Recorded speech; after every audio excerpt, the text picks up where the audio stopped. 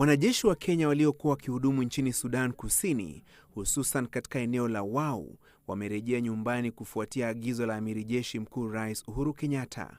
Uamuzi huu ukiwa ni ishara ya ghadhabu ya Kenya kufuatia kutimuliwa kwa Jenerali Johnson Mogoa Kimani Ondieki kama mkuu wa kikosi cha Umoja wa Mataifa cha kuhifadhi amani nchini humo. Hata hivyo, uamuzi huo umeibua msuguano wa kisiasa, huku kinara wa CORD Raila Odinga akimlaumu Rais Kenyatta kwa kufanya maamuzi mazito akitumia hisia badala ya taratibu za kijeshi.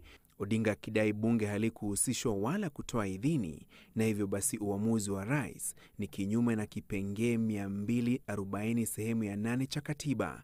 Odinga akisisitiza taswira ya rais kujipiga kifua kuhusiana na swala la mchakato wa kutafuta amani nchini Sudan Kusini litaathiri hadhi na msimamo wa wanajeshi wa Kenya katika macho ya ulimwengu. Hata hivyo, serikali imeutetea uamuzi wa rais na kumtaka Odinga kusita kupenyeza siasa katika majukumu ya kijeshi na juhudi za kuzipatanisha pande hasimu nchini Sudan Kusini. Kama wewe ni mwanasiasa, kwenda ongea mambo ya siasa, wachana na mambo ya jeshi. Kwa sababu Commander in Chief ako na haki ya kusimama na kutetea haki ya askari wake.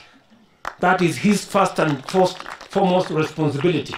Mshauri wa rais kuhusu masuala ya katiba Abdikadir Mohamed amesema kipengee 240 sehemu ya 8 cha katiba anachodai Odinga kilikiukwa hakimlazimu Amiri Jeshi Mkuu kutafuta idhini ya bunge alipoondoa wanajeshi kutoka Sudan Kusini. Kenyatta alighadhabishwa na hatua ya Umoja wa Mataifa kumpiga kalamu Luteni Jenerali Mogoa kutokana na madai ya kuzembea kazini na kukosa kuwajibika pale wanajeshi wa kikosi alichosimamia walipokosa kuwazuia waasi kuwashambulia raia waliotafuta hifadhi katika kambi ya kijeshi.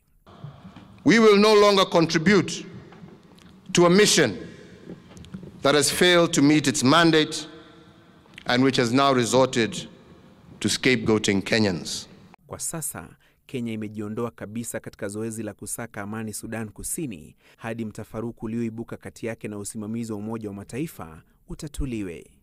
Francis Gashuri, Citizen Nipashe.